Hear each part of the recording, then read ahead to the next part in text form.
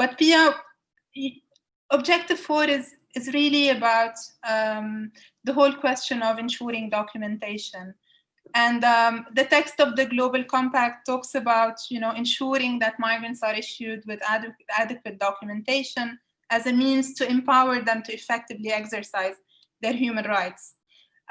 Maybe can you help us understand why are documents essential to the enjoyment of human rights? And also, can we reflect on these linkages between documentation and the enjoyment of human rights? And if we make such linkages, are we inevitably leaving behind a few who, for one reason or another, will not have access to documentation? So Pia, can we start with you to reflect on some of these questions? Sure, thanks.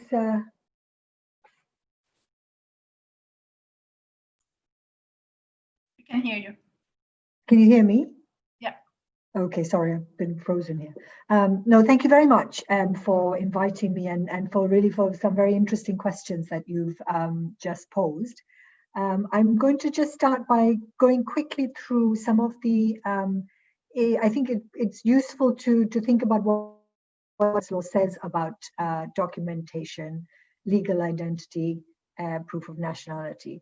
And it really distinguishes between the right to nationality and documents that constitute proof of legal identity. So for instance, in relation to the right to nationality, we have Article 24 of the ICCPR that talks about children being able to be registered after birth. The right to birth registration is also in the Convention on the Rights of the Child, as well as the Migrant Workers Convention. So we have a body of standards that relate to the right to nationality.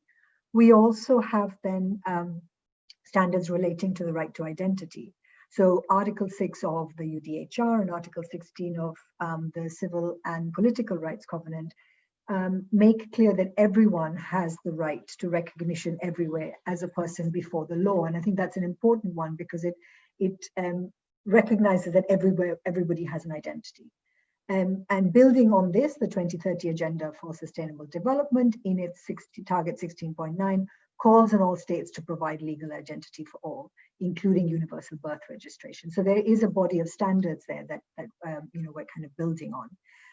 And the other key principle I think that's important to remember when we're thinking about the right to identity in human rights law is the principle of non-discrimination. So individuals should not be discriminated against in exercising their human rights, including access to basic services deriving from those rights solely on the basis of a lack of identity documents. So if somebody has identity documents and somebody doesn't, there shouldn't be a discrimination in relation to which one of them gets to access the services and the rights.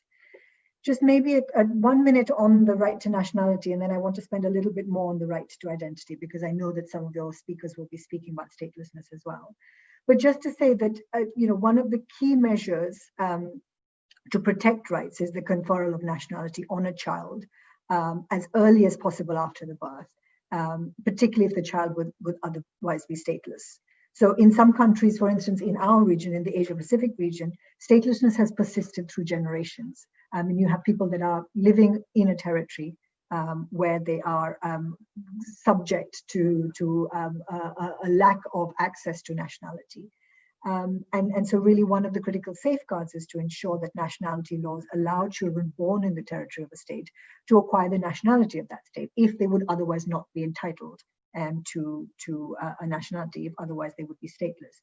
And I think that there's gendered issues here around discrimination against, the ability for women to transfer their nationality to their children or even their spouses.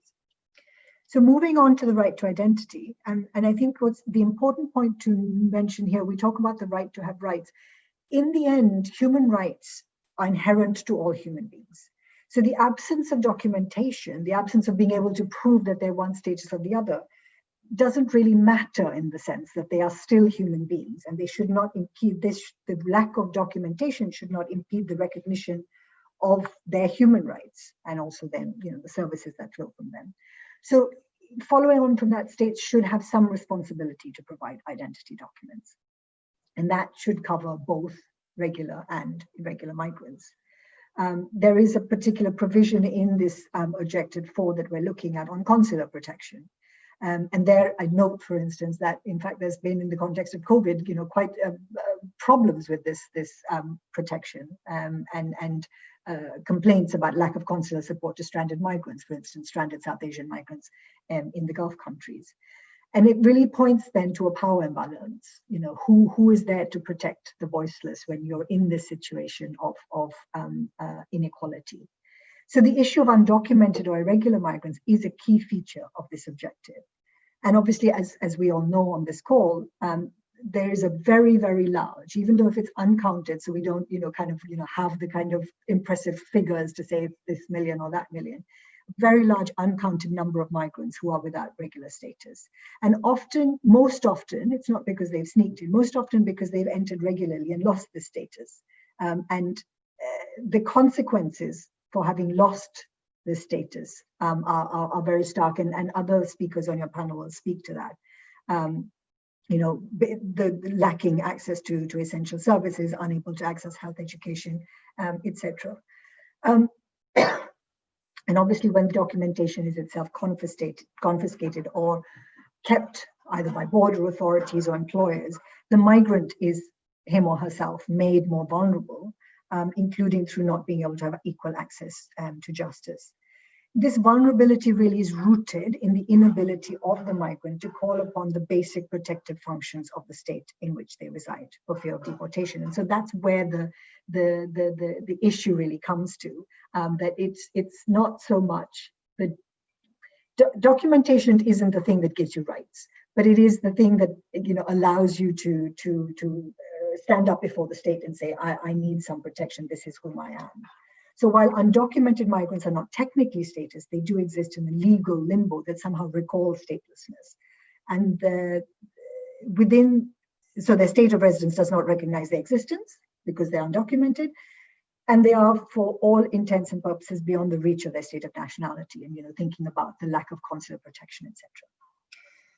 I just wanted to finish really with thinking about the contested nature of documentation, and I think you asked a question there in the beginning, Gulad, that kind of goes to this. Countries of destination demand identity documents, for instance, to be provided by migrants in order to facilitate their return to origin countries. So migrants will, out of necessity, often destroy their papers in order to avoid what they know are unsustainable returns, what they know are not returns that are that will protect their rights, for instance. So in fact, invisibility, the lack of documents, can be more rewarding for the migrant than an identity that is criminalized and traced forever. If we're thinking, for instance, about in the context of counterterrorism, no-fly lists where people end up on these lists and are never able to be removed from them, or entry bans after administrative infractions, including entering a country irregularly. So that's one thing where I would, kind of contextualize and maybe problematize this need to have documents. Also, in the absence of firewalls, and I'm sure Michelle and others will talk about the importance of firewalls, but undocumented migrants who use identity documents to access services in the absence of these firewalls could find themselves subject to immigration enforcement. So many will choose not to access services, even if they're so entitled, to avoid such penalties. So in these circumstances, how do identity documents actually help? They might actually lead you into further peril. And more broadly, the provision of documents reflects the imbalances of power and structural inequalities that underlie migration governance more broadly.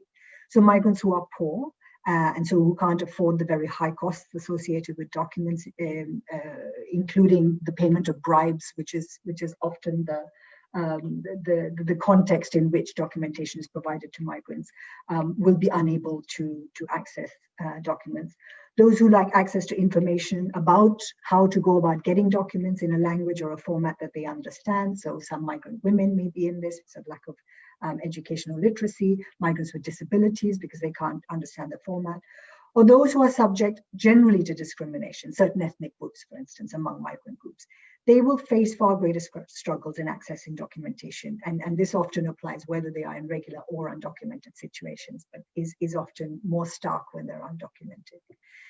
So really, as a closing thought from a human rights perspective, in giving effect to Objective 4, the state and stakeholders who are involved in implementation of the GCM should really examine the intent behind the various actions described in the commitment.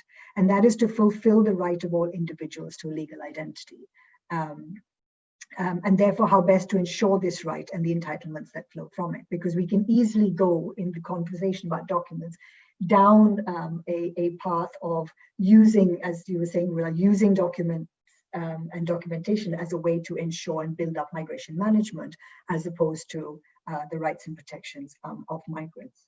And I think that, as you'll probably hear about later in the panel, are there any other spaces in which identity can be granted? So these kind of national documentation that could be problematized by, for instance, the concept of urban citizenship, where you have cities that provide documentation to migrants.